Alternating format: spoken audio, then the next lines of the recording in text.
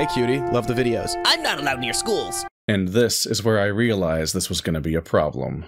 Sigma Paws is a furry TikToker with a deeply obnoxious persona. A lot of his videos are just of him dancing, which is fine, but then there's also the streak where he's constantly flexing, and I mean that both literally and in that he really wants you to know that he has a lot of money.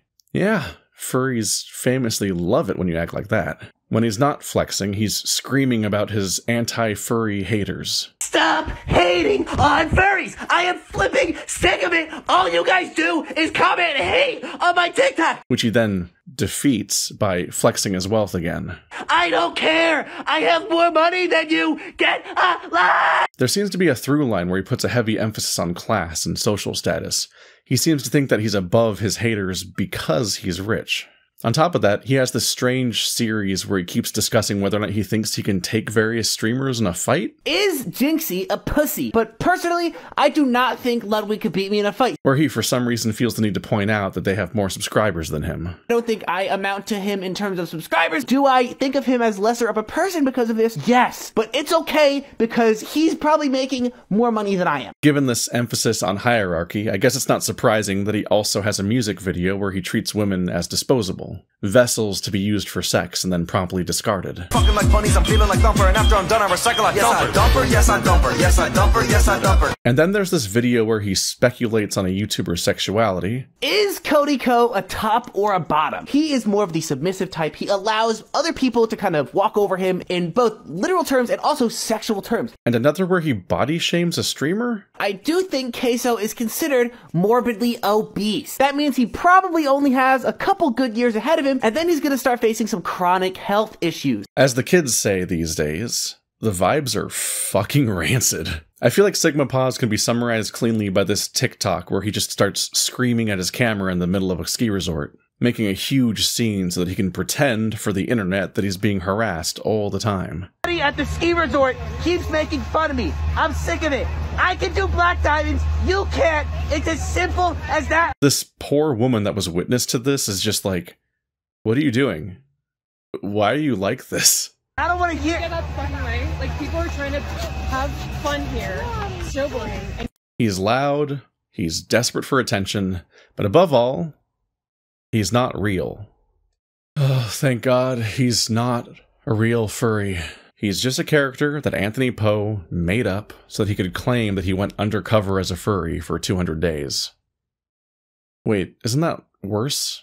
Sorry, I'm just trying to process this. So, you decided to pretend that you were a furry, and to you, that meant that you should be as annoying as possible. Like, when you called out those streamers, some of them featured your videos on their streams. My whole life is being productive. You know, I have hobbies. He plays video games. So I would beat the ever-living fuck out of him. And that was the whole point, right? Because he wanted attention. But how many people were watching those popular streamers at the time? Hundreds of viewers? I got posted on cringe subreddits all the time. Is that really something to be proud of when it's not your reputation that's on the line? You wanted to spread the influence of Sigma Paws, but what about all those randos that you did successfully manage to reach? Are they going to realize that this was all a bit months later? No, right? They're just going to think that that's what furries are. The intentionally incendiary caricature that they saw on a stream, which you made up as an outsider. Damn. Alright, we haven't even made it to the video yet. So, Anthpo is a 22-year-old YouTuber that's been making videos since he was a teenager. Most of his videos have surpassed 1 million views, and several of them can single-handedly eclipse my entire 13-year career on YouTube. He's a big fish. I'm not going to pretend to be an Anthpo scholar, but of the random sampling of videos that I checked, some of them are funny as shit. And welcome to, I literally bought the cheapest piece of real estate on my entire college campus, but I'll be trying to make the most of the situation. I'm still working on the name. Anthony apparently went on a year-long hiatus from his channel, only to suddenly return a couple weeks ago, teasing new content. A day later, he released a new video. I spent 200 days undercover as a furry. Reviews were mixed. Many seemed excited that their favorite boy was back, and even a lot of furries seemed happy to be featured in a popular video that does say some nice things about us. But then some darker questions began to bubble beneath the surface. Questions like, hey, why did you infiltrate a queer event under false pretenses? And why did you try to record gay men having sex for a YouTube video? but we'll get to all that. Admittedly, this video did get some positive buzz at times from furries. Anthony spends about a minute of its runtime saying that furries don't deserve the hate that they get, showing a couple of interviews that highlight people for whom the fandom has been a positive force in their lives. It's nice. But, to be frank, ending on this note feels a bit like a strategic move. People don't tend to consume YouTube content very critically. In fact, you're lucky if they even look at the screen, or for that matter, stay in the same room that the video is playing in. So if you end your video with, "Wow, aren't furries great?" you can trick a lot of people into thinking that that's what the video was actually about. They might even share it with other furries, having not registered that the whole thing is a veritable minefield of homophobia. Whoops.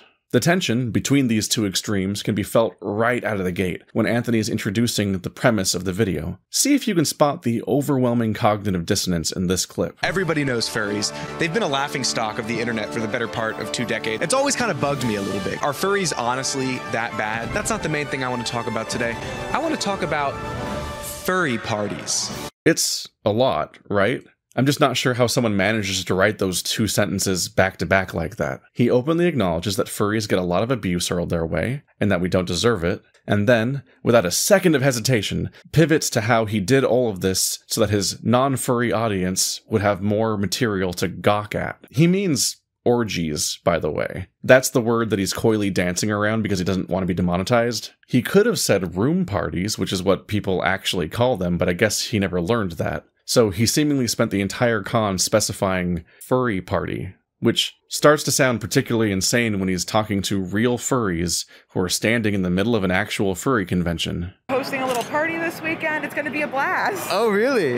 Furry party? How do you do, fellow kids? Yes, Anthony. Everyone here is a furry, so it would have to be a furry party. Okay, that was a bit petty of me. Honestly, I just have a bit of a pet peeve with this trend I've noticed in popular YouTube videos where the title implies that they did something that was impressively high effort, only for the substance of the video to reveal that they didn't actually try very hard at all. Going to a furry convention! I really needed to immerse myself in this culture, right? I can't just show up to these conventions and then gain their trust as a non-furry. Anthony wants us to think that he lived as a furry for 200 days. But if he did, this video basically features zero evidence of that. He doesn't mention going to any fur meets, nor did he seemingly attend a furry night at a gay club. There's no footage of VR chat. In fact, I think it's pretty damning that he doesn't even mention a single furry that he ever met before going to the convention in his 200-day experiment. As far as I can tell, he just filmed some TikToks in his home and then went to a ski slope once, which he cuts to over and over again because he has so little evidence of his 200-day experiment. Did you make a single furry friend in those 200 days, Anthony? What do you think the word community means? You don't learn what it's like to be a member of a subculture by sweating through a fursuit head in your office chair. I guess it's pretty easy to go undercover for 200 days if you never actually approach the people you're infiltrating. I've been undercover as a train conductor for 12 years. They'll never catch me. There's a few other reasons that I think he never actually immersed himself in the furry fandom, like how his entire video premise is nonsense. Furries getting in a room at conventions and exploring each other's body. Furry parties. Are they real? Who goes to them? Are they bad? If you spend even a single day on furry Twitter, you're probably going to find a video that was taken at a room party. Both explicit and not. So the thing that you're supposedly trying to prove is already widely documented public knowledge. You don't have to prove the existence, they exist! You're just not supposed to see it! What do you mean? What? You're telling me that not safe for work stuff is not out in the open like that? Like a party like that? The other thing that strikes me as out of touch is that, and I could be wrong here, because it's sadly getting harder to tell, the art on those business cards really looks AI generated. Now, I'd love to hear who the artist is, and we both know that you could have afforded it, since you love flexing your cash so much, but at a glance, it has that uncanny vibe that I've subconsciously learned to detect over the last few years. A specific kind of high-contrast, super clean rendering that paradoxically has what feels like weird, obvious mistakes here and there. I point this out because art is the driving force of the furry fandom, so most draw a hard line at the use of AI, which is seen as theft. Even if you don't personally draw, it can be heartbreaking to watch someone like Chuni as people train their machine learning algorithms on his art so thoroughly that the generated images even reproduce his signature. It's a double no-no to then go on to sell your AI-generated furry art for a profit. The video ends on the note that Anthony has 100 leftover business cards and that he's going to sell them at his store. For cheap. Well, cheap in his words. When I looked, he was charging $10 a pop. I guess a millionaire would think that that's cheap? I mean, it's one banana, Michael. What could it cost? $10? If I'm doing the math right, he would have made more off of these cards than he paid for his fursuit in the first place. Now, this Sigma Paws fursuit was only $700. All of this is frustrating, because it makes it feel like he never had a genuine interest in the community, like he claimed, but instead saw filming the internet's most consistent punching bag as an easy source of content. Dude, Sigma Paws has come so far. Think about it like this. Purchase the worst fursuit head of all time. Damn. Alright. Someone made that. It's kinda cute, even if it looks a bit more like a squirrel than a wolf. You don't need to trash it in front of everyone. I know that you use a lot of self-deprecating humor, but it's not really self-deprecating humor once it's someone else's art. And then there's the fat shaming. It's honestly one of the biggest signs that Sigma Paws was inauthentic. Because, buddy, bears do very well for themselves in this community. Body shaming doesn't belong here. Furry parade! Who is that? So you see, that's where the trouble began. That smile. That damn smile. Sorry, I got distracted. Before we get to the really bad stuff, I do have a bit of an issue with the part that people usually like, and not just because I'm a needless contrarian all the time. So, furries who half paid attention to this video while washing the dishes or something generally share the same opinion. You shouldn't record people having sex, but otherwise, that was a heartwarming video that makes furries look pretty good. And if that's the shared feeling among casual viewers, then I can't really disagree, can I? I'm pointing out all of these issues, but sometimes the effect of a piece of art is more important than the actual text of that piece of art. Most furries know that what they're doing is cringe. It's just something that most of them enjoy. Even if the effect seems to be largely derived not from the bulk of the video, but from what we were essentially told to feel about it at the end. Boy, I'm sure glad that's over with. Me too! Yeah, but you know, I learned something today. What people seem to remember is that Anthony starts the video by saying that it bothers him how furries are treated online. Never mind that he spends the next 10 minutes of the video contributing to that. Then there's the fun bit on the dance floor. In the meantime, we went to a furry rave. I love furries. And then he explains that furries are neurodivergent. And a good chunk of furries also have some sort of neurodivergence. I'm kind of on the spectrum. This has been a great gateway for me. But, you know, that bit has been sticking with me. It sounds nice at first blush, but on repeat viewings, it hits a really specific point that's been bothering me about coverage of furries for years. Don't get me wrong. Yes, furries are very open about and accepting of neurodivergence. We're not perfect, but it's hard to think of groups that handle it better. I think the issue I have with this framing is that it's always phrased like an answer that implies a question. And that question is, why are furries like this? It always seems to come up when some third party is trying to explain furries to non-furries. And by bringing it up at all, it always ends up sounding like an explanation. Oh, they're neurodivergent. That's why. Doesn't that just feel kind of condescending? They could always say, oh, these people are a community that found a rare source of euphoria through unfettered self-expression. But that would imply that we're right. And unfortunately, positive coverage of us is still always subtly couched in the narrative that we're strange and perverse, if ultimately harmless. So, instead, we're framed as people who just must have something different about our brains. That must be the reason we're like this. But here's the thing. We're not really neurodivergent. Not overwhelmingly, anyway. I know. That sounds wild, considering how often it comes up, but as far as I can tell, the anecdotal evidence that you're thinking of isn't supported by the real statistics. According to FurScience, 6% of furries have been diagnosed with anxiety, and 9% have ADHD, which is completely in line with the general population. What is significant is that 12% of us are autistic. Now, this is a male-dominated fandom, and boys are about 4 times more likely to be diagnosed with autism than girls, but that's still around 3 times higher than the national average. That is a lot of people. But it's also not. Like, it's a bit weird to define a community as a whole by a subgroup that makes up so little of the population. It would be like declaring any room to be full of furries the moment I walk into it. Like, I am there, and I'm valid. But that's not really how words work. And I say this all as someone who is himself in the process of pursuing diagnosis. I've been in twice so far. I've gone through all the questionnaires. They don't think I'm autistic. I think I have ADHD, but my scores were all in this borderline gray area kind of place. Toaster's answers, as an outsider, have my doctor questioning whether I have an anxiety disorder or not. So I just finished a sleep apnea test and I'm going in for therapy in June. She wants to address everything else before she even thinks about testing me for ADHD. It's a process. And it's a nightmare, made worse by the fact that every time I make an appointment, it's always going to be more than a month in the future. Just... ugh. But what I do know, and I understand that this may not be true to your story, but it is true to mine. What I do know is that I'm not a furry because I might be neurodivergent.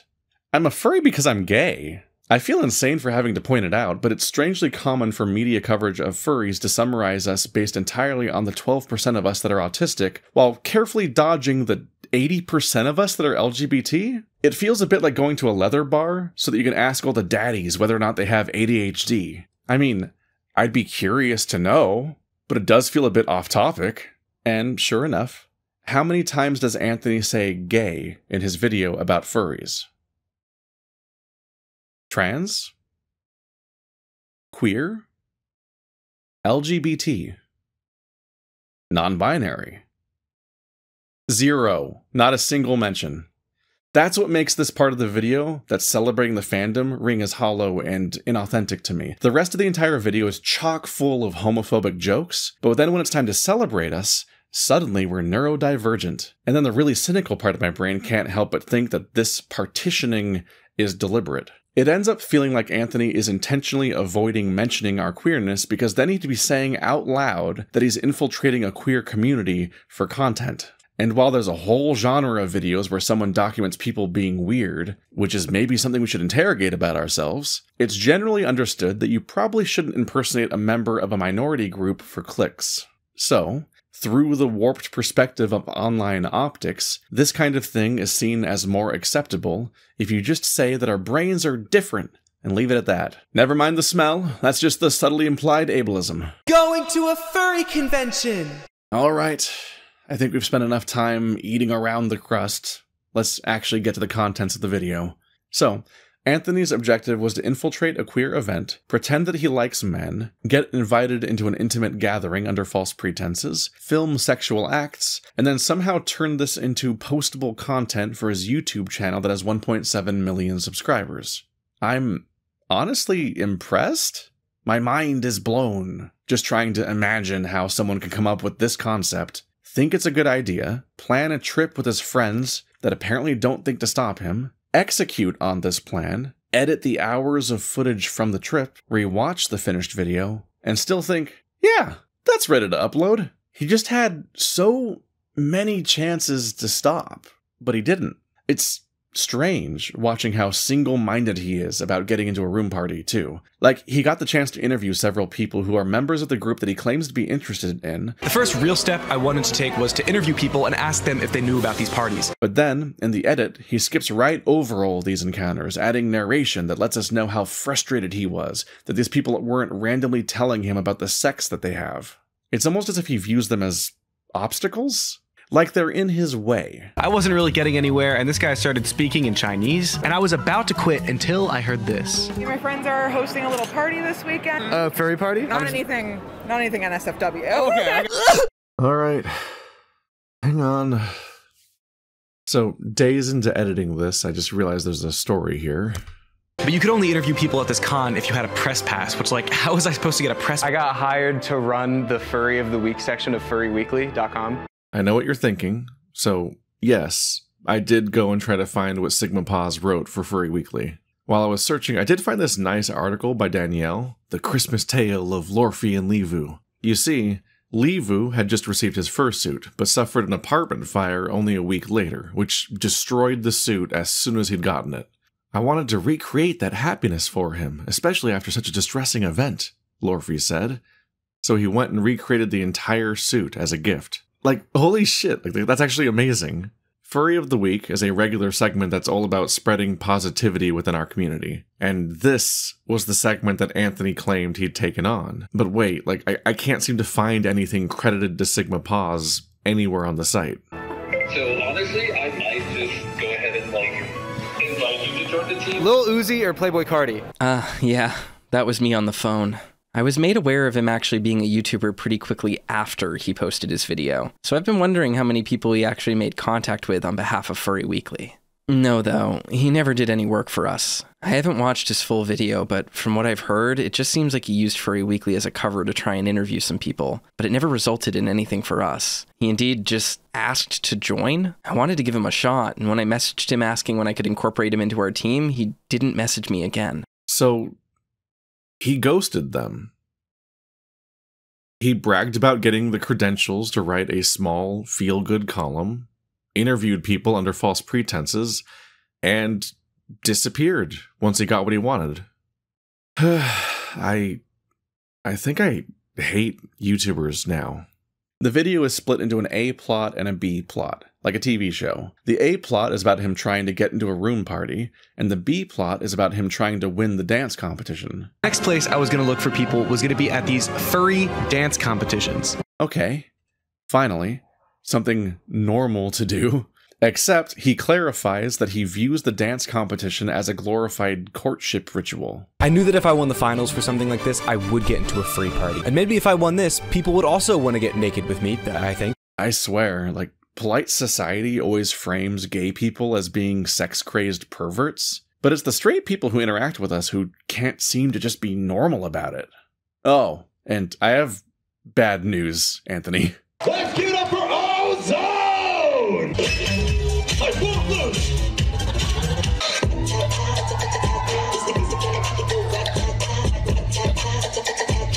In first place, can I get a large round of applause for Ozone?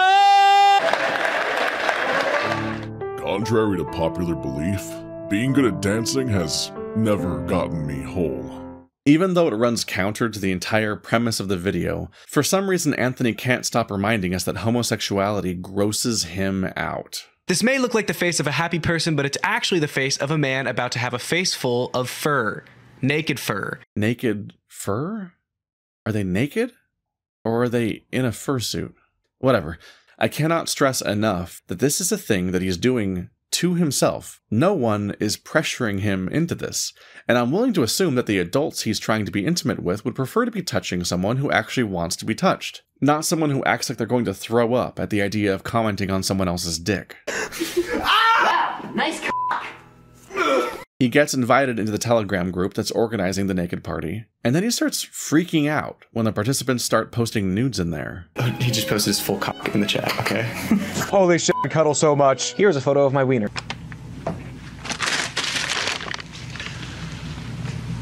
I don't know what I expected. Grow up, Anthony. You're the one that's coming into our spaces and pretending that you like it. So why are you reacting to it all like it's the insect eating challenge from Fear Factor? Madagascar. Cockroaches. We need to add the maggots. Oh, don't forget about the maggots. Wait, can I reference Fear Factor? Just let me...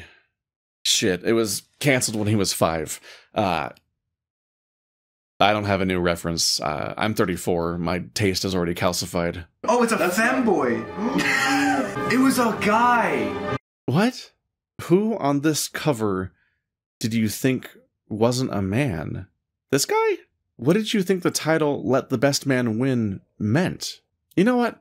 Never mind. Things take a turn for the worse here, because unfortunately he couldn't just leave it at the jokes about how he's straight and terrified of dongs. In fact, this video is pretty insidiously homophobic throughout. Like when he bought that book from Fenris Publishing. Now, the weird part about this is that this is completely in the center of the expo hall. Like, you could just wander in here if you're like an 8-year-old, a 9-year-old, and they didn't even check for my ID when I purchased it. What the fuck? No? No, absolutely not. This is a lie. Anthony is lying here. Of course they checked your age, Anthony. You had to present your ID at registration. Anthony was at Anthro, New England in this video. I've never been there, but I have been to Midwest Furfest, Las Vegas FurCon, Biggest Little FurCon, Midwest Furfest again, Further Confusion, Las Vegas FurCon again, and I just got back from Furry Weekend Atlanta. While you can technically roam the hotel space without being an attendee, the Dealer's Den is a closed event where they check your badge on the way in. And I got every single one of my badges by waiting in a long line on the first day so that I could show the staff my driver's license. And usually proof of my COVID vaccination. Whatever you think about furries, they're great at waiting in line. Because they're such good boys. So, they knew I was 18 or older. All that it takes is a quick look at Anthro New England's website to verify that. While minors are allowed to attend the convention, they must be chaperoned at all times by a parent or a guardian. Minors are given a separate badge that announces to dealers that they're under 18, and if any parent did choose to bring their 9-year-old into the dealer's den, they would see that every applicable book that's sold by Fenris clearly features this large 18+ adults only label. So, no 8 or 9-year-old is getting a copy of May the Best Man Win from the dealer's den. But thank you, Anthony, for implying that the queer event you attended was selling pornography to children. It's not like Think of the Children has been the most effective attack on gay and trans people for longer than either of us have even been alive. This is a totally safe climate in which to make that misleading accusation. Which takes us back to that opening clip. Hey cutie, love the videos. I'm not allowed near schools. Masquerading as a member of a queer subculture, Anthony made his Sigma Pause character a pedophile. That's the implication of him not being allowed near schools. That his gay character is a registered sex offender, and he could have let that choice die there. But we know about it because he thought it was so funny that he then ended up putting it in the video. I thought the younger generation was supposed to be more in touch with LGBT issues. What is going on, Anthony? Oh, and speaking of Sigma Pause, he has a TikTok where the whole joke is that he's following a man around because he wants to have sex with his dog. So Sigma Pause is a zoophile? How does this keep getting worse? They've been a laughingstock of the internet for the better part of 2 decades. It's always kind of bugged me a little bit. But that's not all. That's not the final step, though. The final step... STD tests. You're gonna get HIV and a furry. You see, the joke is that gay men have a lingering stigma that still follows us decades later because a disease ravaged our population in the 80s and Ronald Reagan ignored the crisis because he preferred it if we just die. It's comedy gold, really. And then, when Anthony leaves for the party, his friend records himself saying that Anthony is currently getting molested by furries. And then Anthony chose to put that clip in the video. Because, as we all know, gay men are sexual predators, and that's hilarious. It's always kind of bugged me a little bit. Man, I'm just tired at this point. How did we get here? How does a Zoomer make a video about queer people where the comedy is barely distinguishable from a movie by the Daily Wire? Let's cut to the chase. I know you're not a woman. Hey, you don't know how he identifies. It's garbage. And I feel like in another world there might have been a larger discussion about these details, but the video famously got so much worse. I don't think most people interrogated what all of these earlier comments meant, because what came next was too upsetting for them to think about anything else. It's time to talk about the room parties. I've seen so many videos about furries in my time here on YouTube, but I have never seen a video about furry party. If we take Anthony's word for it, literally every single thing he did in his 200-day experiment was in service of him going to a con, finding a party where people were being intimate, and filming it for his YouTube channel. That's not even me reinterpreting anything. It's just his explicit mission statement, which is absolutely wild. Like, holy shit, dude. Are they real? Who goes to them? Are they bad? She thinks it's at every furry convention if you look for it. It's not a secret. It's just you separate it as such, so it's not the main thing going on at the con, you know? You know how you separate the safe for work stuff from the not safe for work stuff? That's why. He finally gets his lead by passing on business cards that just say, "Invite me to your orgy, please." Someone reaches out, inviting him to a Telegram group to organize the party. Now, what follows is sensitive, so I'm going to be as vague as possible. Anthony attends a nude party, which just consists of a bunch of furries laying in bed together. Instead of showing any footage, he got an animator to recreate the scene with Animal Crossing characters. He then catches wind of a second party, and arrives to find someone straddling a large fursuiter.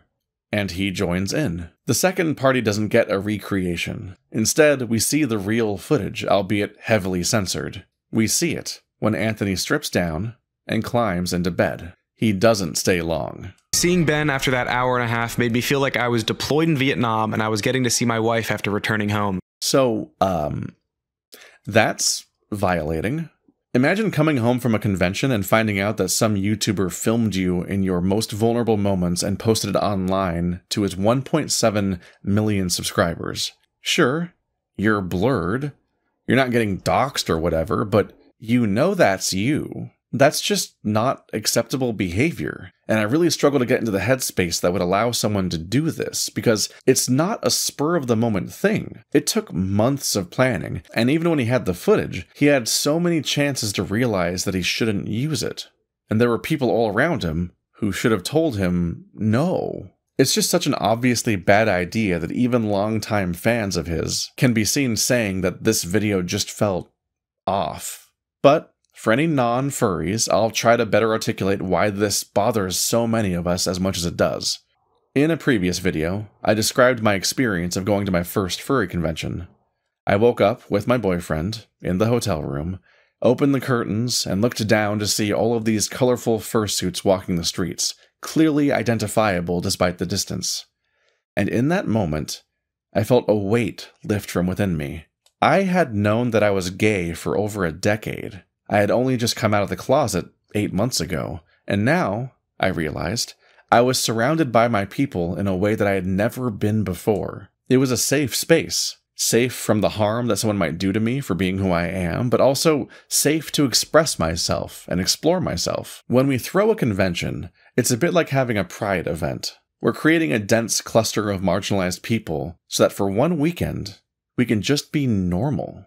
In a lot of ways, going to a convention, putting on a suit, it's therapeutic for people. So think about what it does to us when someone intrudes on our space to make a mockery of us, to other and exoticize us, and exploit us for their content. It's cruel. Infiltrating us under false pretenses is a violation of trust, and doing it just to watch us fuck is dehumanizing. What I've learned from doing YouTube is that we, Anthony and I, can be powerful. In my Beastars video, I came out to my audience in real time. That was a risk. I had no idea how that was going to go, but it ended up inspiring people. The comment section and my DMs are filled with people who made positive changes to their lives, coming out to their parents, committing to their transition, embracing their furry side, reaching out and meeting people who are in community. That video, breaking 1 million views, and having the reach that it has had, if that's my peak as a creator, knowing what it did, I think I can die happy with that. When I started making videos as a 21-year-old, I never imagined that I could have a positive impact on people's lives. It's kind of terrifying because, like, honestly, who the fuck am I? When I was at FWA a few weeks ago, I got stopped and recognized a record number of times. It was surreal, and not only because some of them were while I was wearing fishnets and booty shorts. A few of those people even told me that I was the reason that they were there, because they've had their own journeys since they saw that video. So imagine my frustration when I get home to see that one of my peers, and a much larger channel at that, uses his platform to do the opposite. I had a rule against responding to videos made by other YouTubers because my heart can't handle that drama. But I haven't been able to think about anything else since. Like, he says that one of the participants looked like a Discord mod, which is a fairly significant insult to one's appearance. I know multiple people who have really struggled to find themselves attractive. Most mainstream media is designed to make you feel bad about yourself if you don't look like, well, Anthony.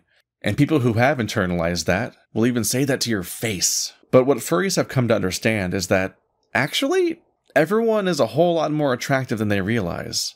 I've also been reevaluating my own appearance after a lifetime of negative feedback because I've been given a chance to see myself through the eyes of others and believe that they actually like me. Through this community, we're given a chance to repair our sense of self and realize that we are worthy of love, and that we probably don't even really believe in the standards of beauty that we've been told are correct anyway. So imagine you have this kind of affirming experience only to find out that a YouTuber decided to body shame you in front of hundreds of thousands of people. Because I'm like, are furries honestly that bad? That's not the main thing I want to talk about today. While I was working on this video, Anthony posted an apology on Twitter, which, for clarity, I will now read in full.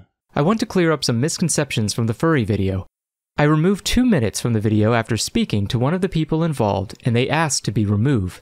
They did not want the situation to become a huge deal. For their sake, I'm trying to avoid doing more damage than I've already done. I did not film audio or video of anything sexual, just cuddling. I'm not here to defend myself, just wanted to clarify. All audio was remade, recording was mentioned beforehand, a phone was visibly set up in the hotel room, and then afterwards, everything was heavily blurred or remade entirely. I had spoken to lawyers and checks were done by YouTube. This being said, this does not excuse what I did as anything less than horrible. I'm disappointed in myself and am so sorry to those specifically involved and those who feel betrayed. For those criticizing me for perpetuating stereotypes against the furry community, I want to apologize and emphasize that wasn't my goal in any capacity. I greatly appreciate those of you who reached out with genuine concern. I turned the video into a fundraiser for the Trevor Project. See, as far as apologies go, it's not the worst. At least it's not a, I'm sorry you felt that way. He acknowledges that he did something wrong and takes the full blame for it. And I'm not one of those people who sees any influencer apology and reacts with, you're just saying that to appease us, or whatever. I'll take it as fully sincere. And while we're on the topic, he also went on to apologize to Furry Weekly for ghosting them. 4 months later, the day before he released the video. There are some strange details, though. Like how in the apology, he claims that he didn't record any sexual acts, but in his original description of the second room party, he definitely described a sexual act, so he's either being misleading here, or he made up the original version of that scene to make his stories spicier. It's also objectively insane that he has the gall to claim that he never set out to perpetuate stereotypes about furries. Literally the entire goal of the project was to document what goes on in room parties, which he frames as a salacious secret. His entire mission was to perpetuate a stereotype. Like with many apologies, it mostly seems to come down to the fact that he doesn't perceive himself as a bad guy, so he can acknowledge that his actions resulted in something bad, but he can't reconcile that his intentions were rotten from the start. To his credit, though, yes, the entire segment with the 2 room parties is gone entirely. The video was 17.5 minutes long, and now it's only 15. I believe the video had already been seen by 500,000 people at that point, but at least it's gone now? As a side note, this does mean that the video is extremely bad now, even for its target audience. It starts with a mission statement, builds to a climax, and then just doesn't follow through. All of his reactions were within the part that had to be cut, so the video just doesn't work at all. Don't get me wrong, it's good that he removed that section, but it's wild to me that he's left the rest of it up, now that it's this incoherent, shambling corpse of a video. Sorry, it just bothers me on a structural level. It's bad art. He presumably has more than enough footage to start over and make a completely different video out of the material. I competed in a furry dance competition. That's clickable. Not that I'm in any hurry to hear him try to talk about furries again. It does feel a little weird when the apology feels the need to tell us that he spoke with lawyers before making the video. First of all, because this is all technically legal, would never really function as an ethical defense of his behavior. Second of all, because this video had a 3D animated Animal Crossing adaptation of the room party he went to. He says that he was visibly filming, but someone featured in this segment asked that it be removed. That makes sense, because it's not super uncommon for people to film sexual acts for their own personal use. If everyone's alright with it, I wouldn't mind recording a few parts too. But even in that context, no one would be expecting that you're doing it for YouTube content.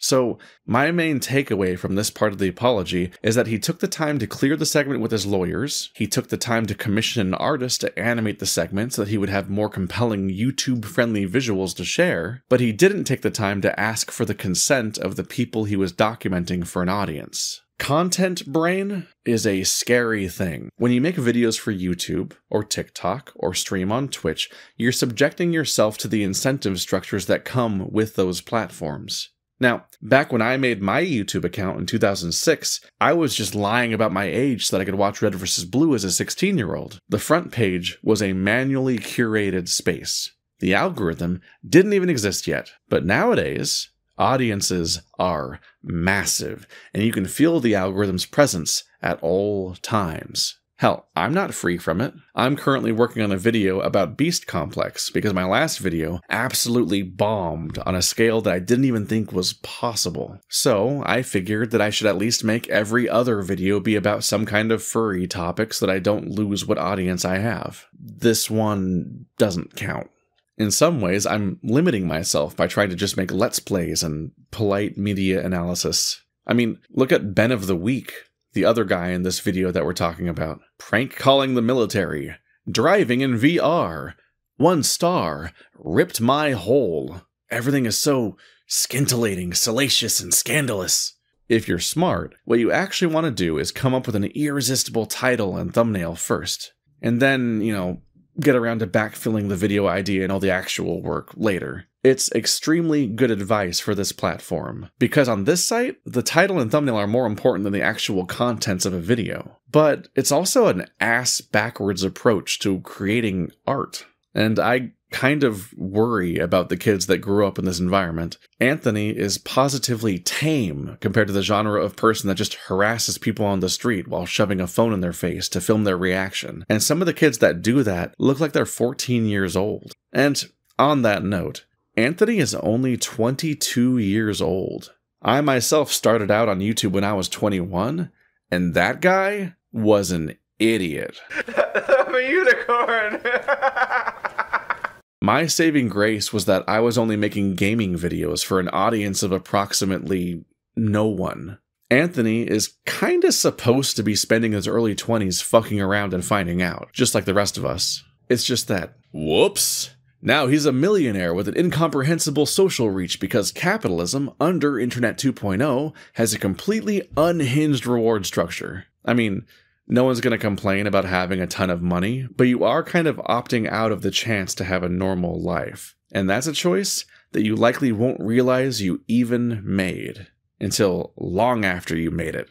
I just hope that with age, he'll come to understand how selfish this all really was. The way he stepped over boundaries, exploited a community, and treated real human beings like they were obstacles in his path. I'd been making tons of friends throughout the convention and DMing them constantly, so I thought one of these would lead into a furry party. I hope these are friends that you're talking to still, and you're not doing this for the sake of manipulation. The video ends on what I see as a perfect summary of how this all felt to watch.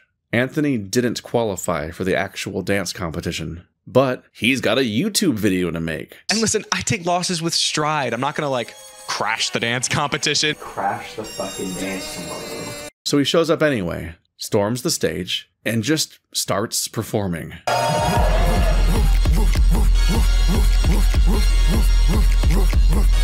Damn, that's some hype editing, Anthony. It'd be a shame if someone were to remove it. Are we ready to start this competition?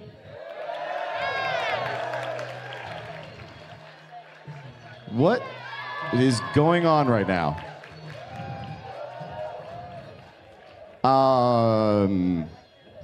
This is not part of the competition. This is, I'm gonna ask you to have to go back and, hi.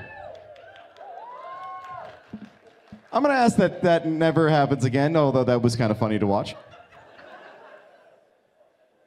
That's a first? Have you guys ever experienced that before? Just impromptu dance from random person and they brought their own speaker and everything. That one definitely gets Anthro New England's first disappointed dad face.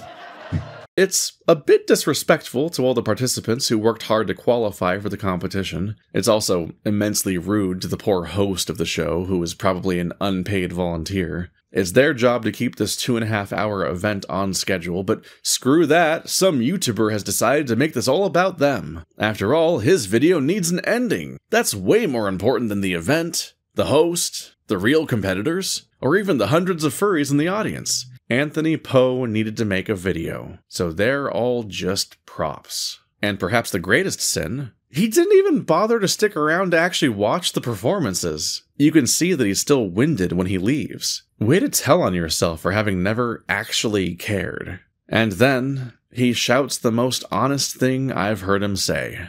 I got what I wanted. Feel good, Sigma? I got what I wanted! I don't care. I have more money than you. Get a life. Everybody knows furries. They've been a laughingstock of the internet for the better part of 2 decades, at least as long as I can remember. It's always kind of bugged me a little bit. That's not the main thing I want to talk about today. For those criticizing me for perpetuating stereotypes against the furry community, I got what I wanted. That wasn't my goal in any capacity. Furries getting in a room at conventions and exploring each other's body. I got what I wanted!